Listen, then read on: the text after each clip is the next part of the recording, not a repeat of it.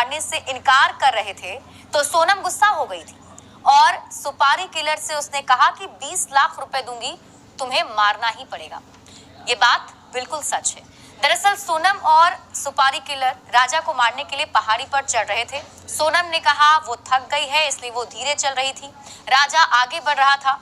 Killer भी पहाड़ी चढ़कर थक गए थे। उन्होंने कहा कि वो थक गए हैं, वो शूट नहीं करेंगे, तो सोनम चिल्लाने लगी और कहा इसे मारो, जल्दी मारो। सोनम रघुवंशी समेत 4 अन्य आरोपी अब तक पुलिस की रिमांड पर हैं। मेघालय पुलिस उन्हें अपने साथ ले गई है और इस दौरान कई चौंकाने वाले अपनी आंखों के सामने अपने सुहाग को उजड़वा दिया। प्लानिंग के हिसाब से झरने के पास राजा रघुवंशी की हत्या करनी थी और इस दौरान सुपारी किलर सीढ़ियां चढ़कर थक गए थे तो हत्या से मुकर रहे थे। फिर सोनम उन पर चिल्लाई कि इसे मारना तो पड़ेगा, मैं 20 लाख रुपए दूंगी।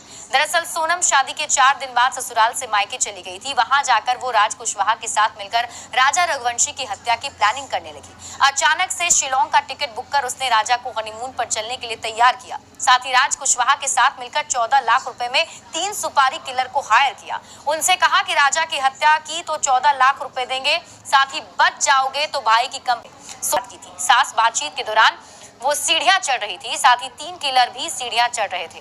सीढ़ियां चढ़ने के दौरान किलर थक गए थे, ऐसे में वो मारने में ना नुकुर करने लगे। आगे चलकर तीनों किलर राजा रघुवंशी के साथ चलने लगे। थकने का बहाना करके सोनम पीछे पीछे चल रही थी। किलर मारने में देर कर रहे थे तो सोनम को ये बर्दाश्त नहीं हो रहा था। इसके बाद वो पीछे से चिल्लाई कि अब इसे मार दो। इस पर आरोपियों ने कहा कि हम पहाड़ी चढ़ने में थक गए।